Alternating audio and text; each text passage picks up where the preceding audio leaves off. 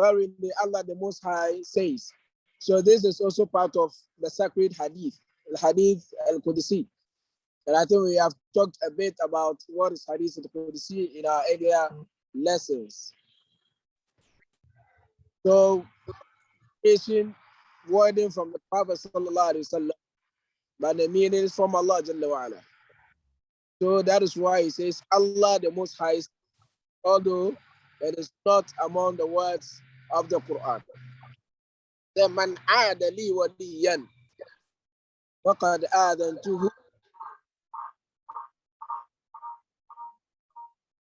So those who declare a war or humiliate or harass or mock at waliyin, right? Man aadali waliyan,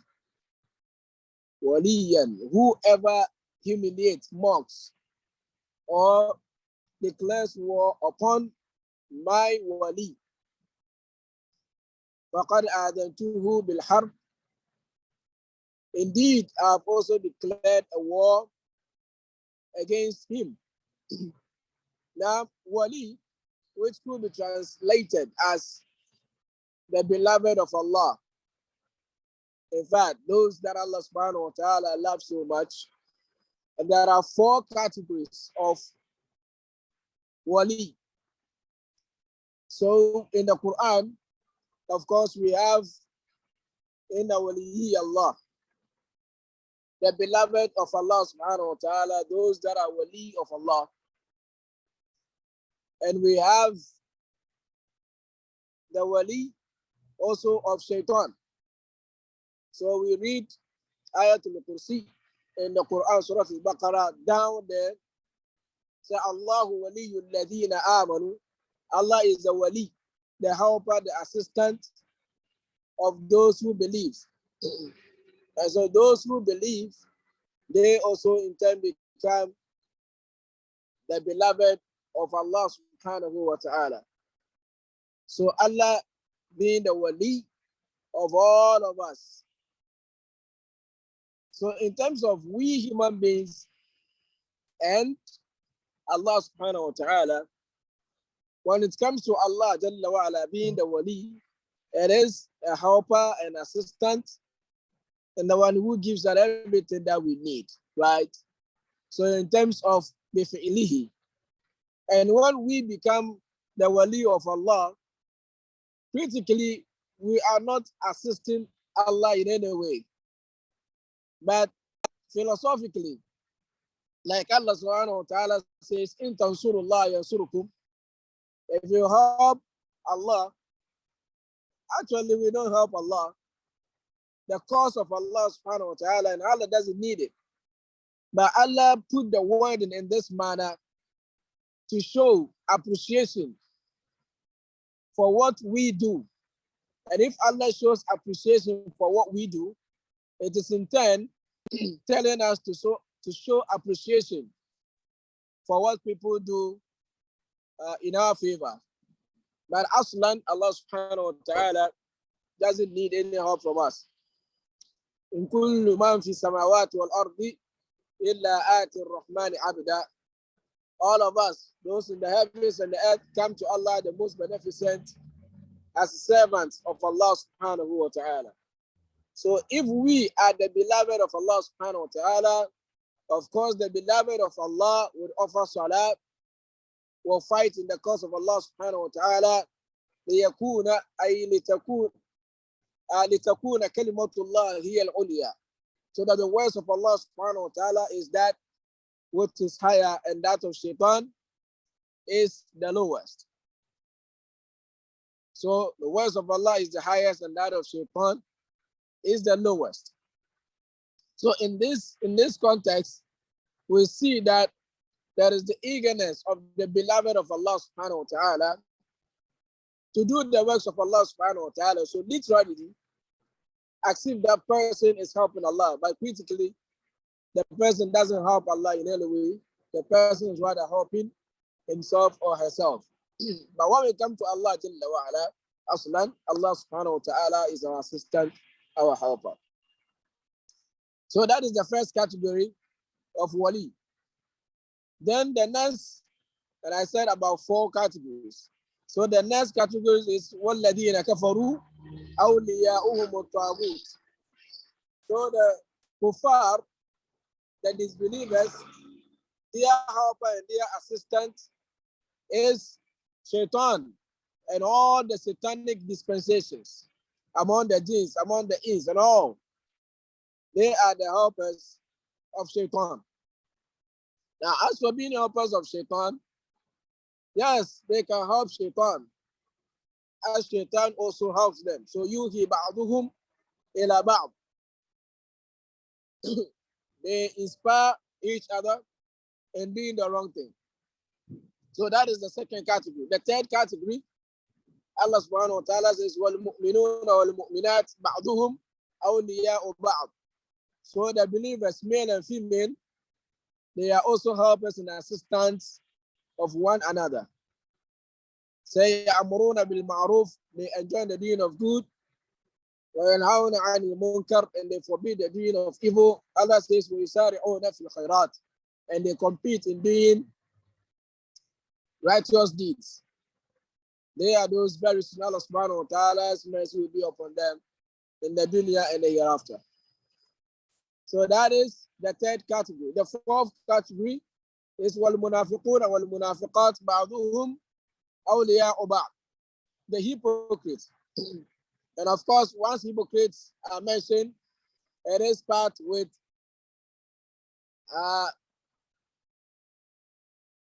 the kuffar and all those categories, right? Where they are also helpers of one another.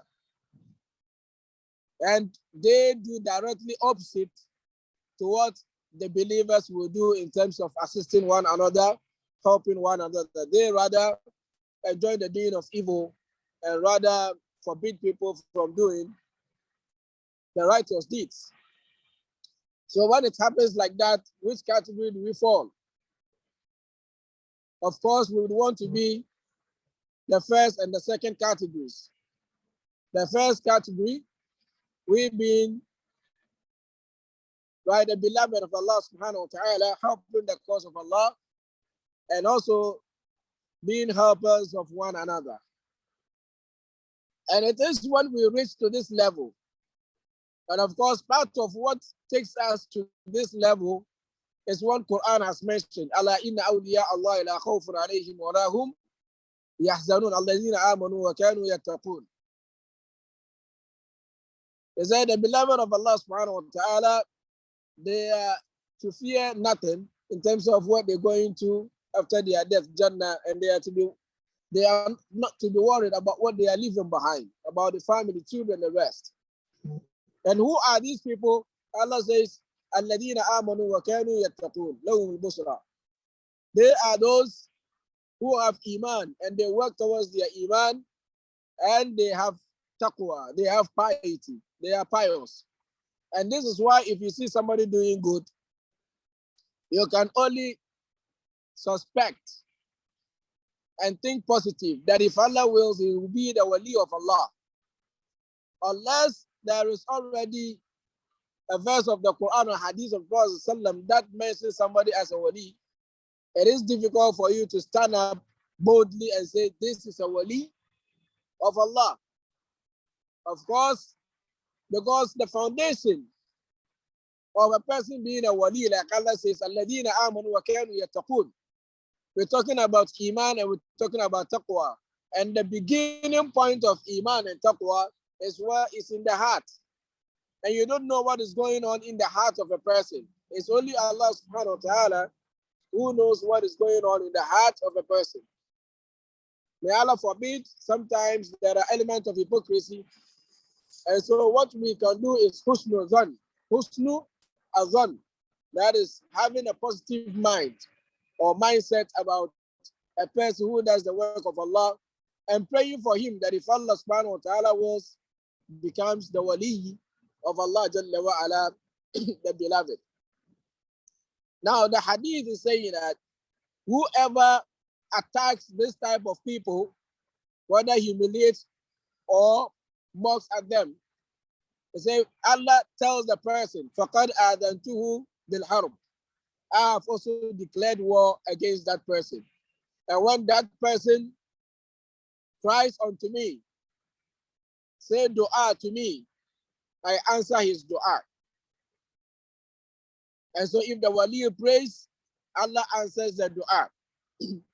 And if the wali does not even pray, wallah, those who are worrying and mocking at the wali have taken a war with Allah subhanahu wa ta'ala.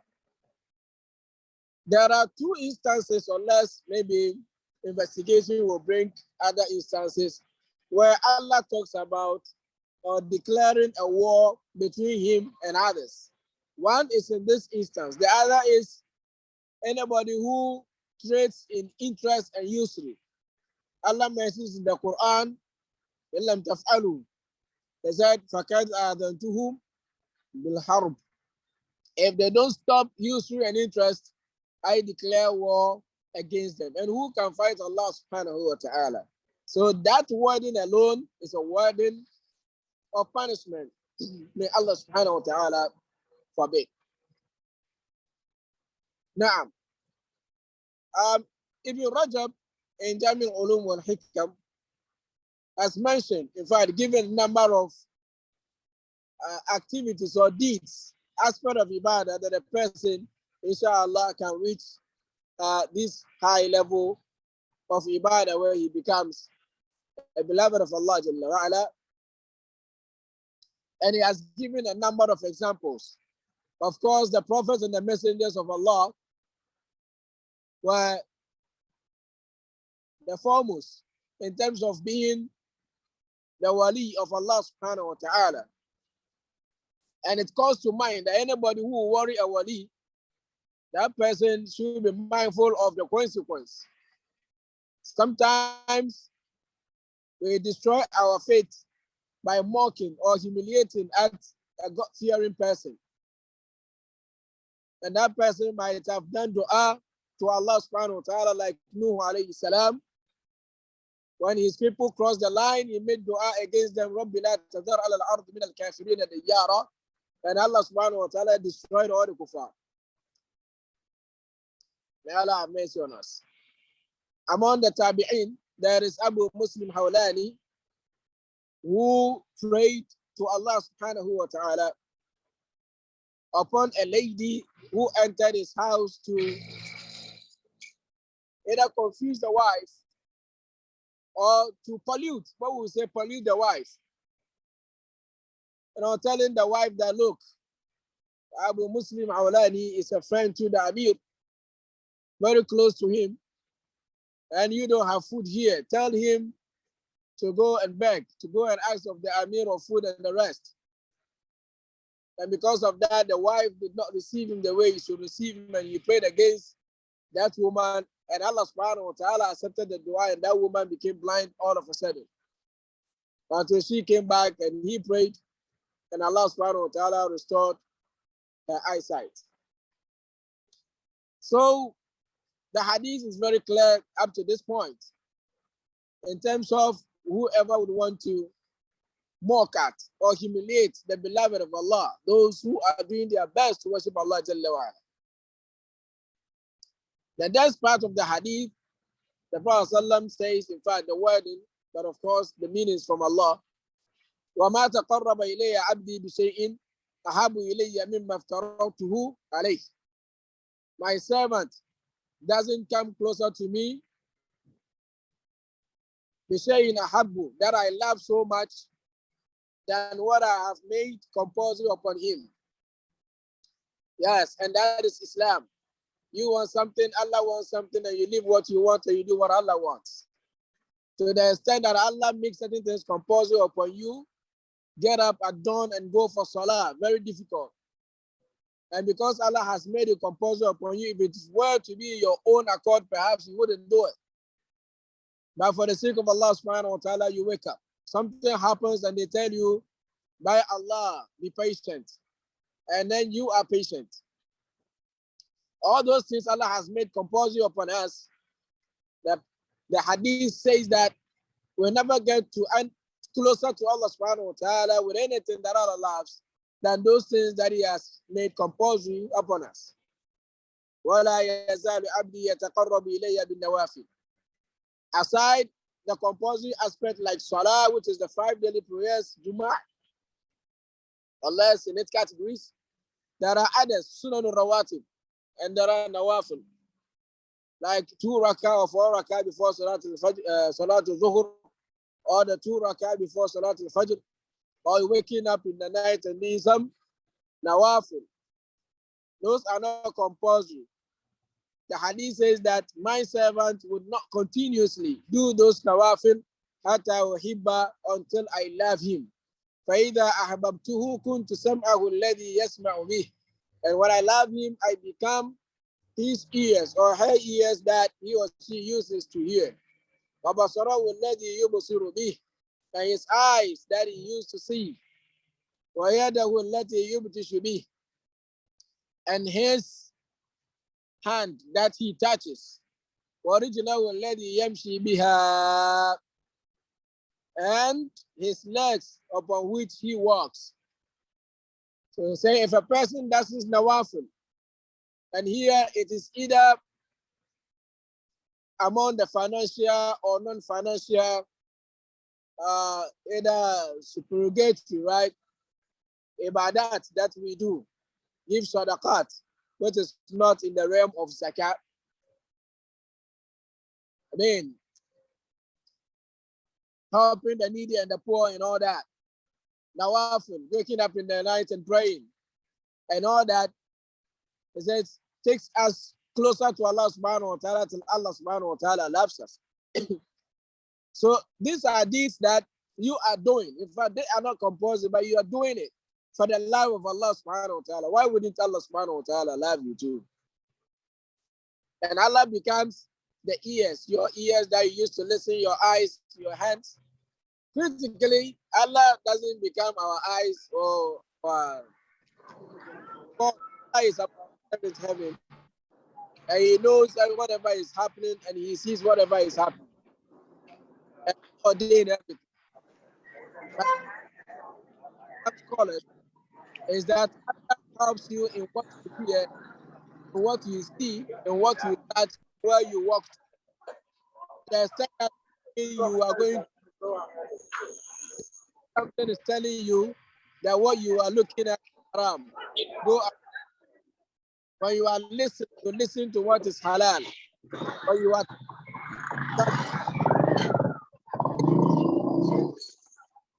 right, you don't use your hand to steal. Use your hand for evil. No. Your leg that are of a blessing. Right? I think is it Brother Muhsin or somebody?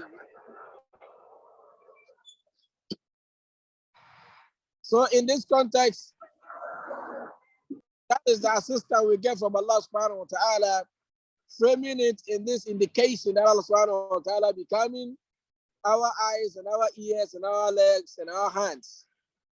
So we get an enormous assistance from Allah. Now the question is that why would Allah subhanahu wa ta'ala be talking about these 4 things, right? Our hands, our legs, ears, eyes. If we look at the whole human body parts, these are among the most enormous that we use to do some actions and some even used to sin so much. May Allah subhanahu wa ta'ala have mercy on us. Or they are an integral part of connecting to other parts of the body, right? هل أتى على الإنسان حين من الدهر لم يكن شيئا مذكورا إنا خلقنا الإنسان من نطفة أمشاج نبتليه. For Allah subhanahu wa ta'ala wanting to test us, human being, after fashioning us, creating us, right? From the sperm and the egg, the fusing of the sperm cell, and then the egg, the ovule. Not a vetting amshad. Allah says, Nabtalihi, for testing this creation. Allah subhanahu wa ta'ala says, Nabtalihi faja'alnahu sami'an basira. So I gave him Samia, the ears to listen and the eyes to see. So part of our test so much is through what we hear and through what we see. What we hear and what we see. And these are very important to guard against these things, as Allah subhanahu wa ta'ala mentions. And we know the purpose of the hands and the purpose of the legs. May Allah have mercy on us. The last part of the hadith, وَلَئِن سَأَلَنِي لَأُعْطِيَنَّهُ.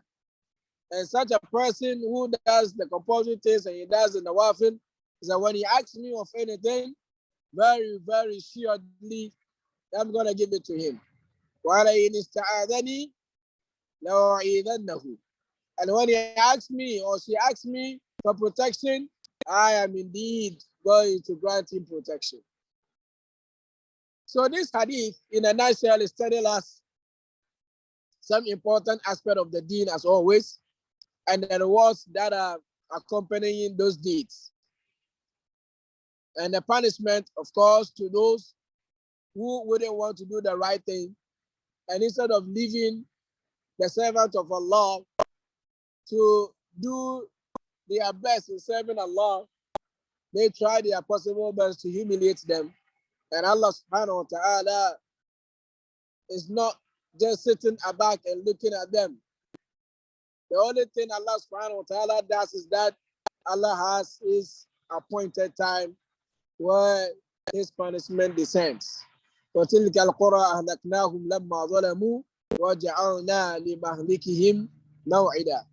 All those that Allah subhanahu wa ta'ala punished, Allah punished them when their time was up. When their time was up.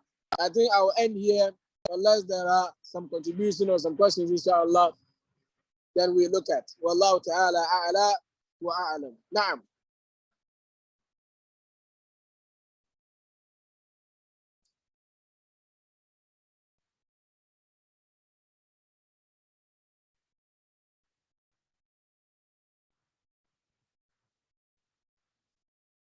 If there are some questions or contribution, inshallah, we're going to take them at this time.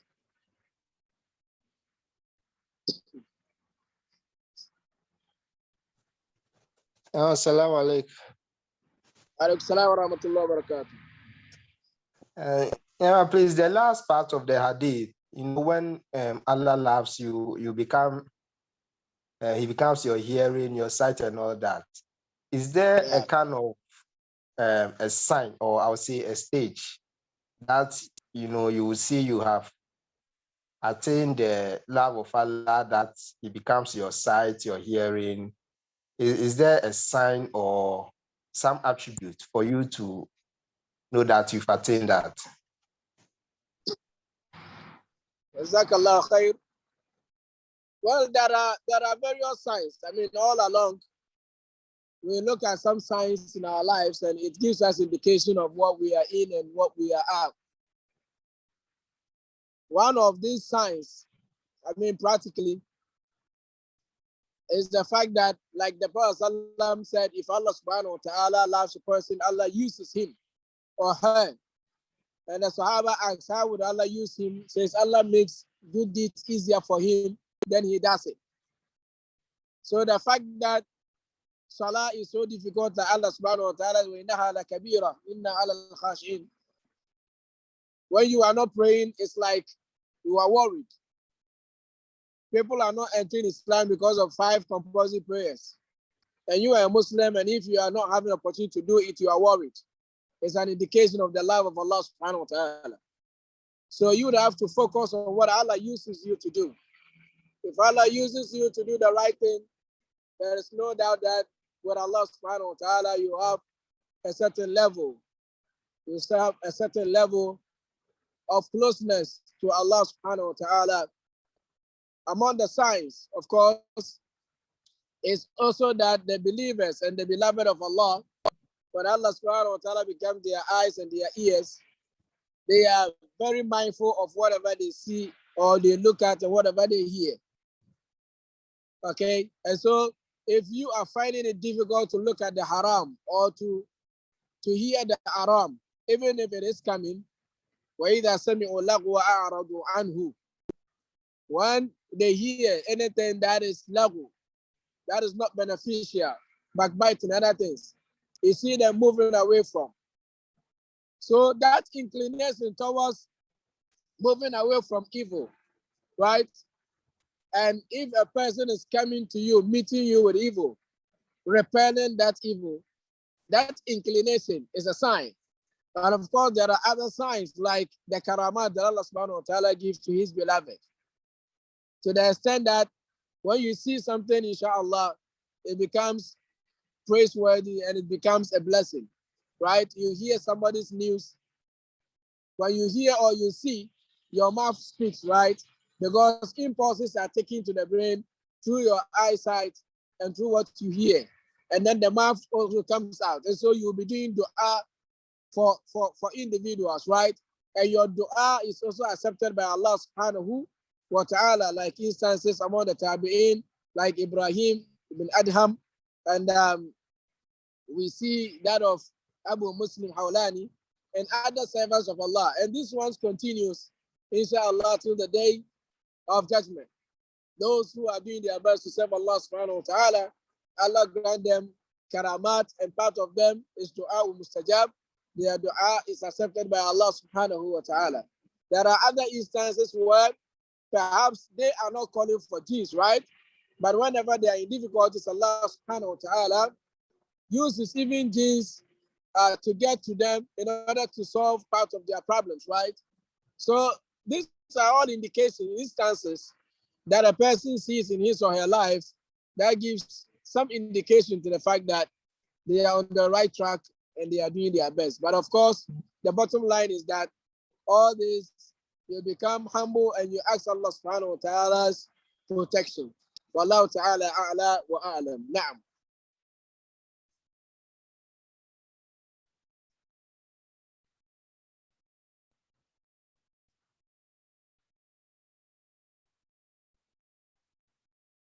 Would anybody want to add to this or any contribution or any question?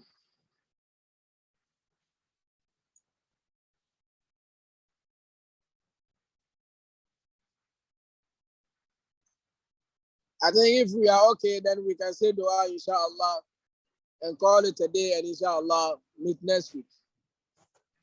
Yes. I think in the absence of anything, we'll close and then make dua. But once again, I would like to remind brothers and sisters that since we just treated Hadith number 38, inshallah, we have 2 more Hadith to complete Imam Nawawi's 40th Hadith.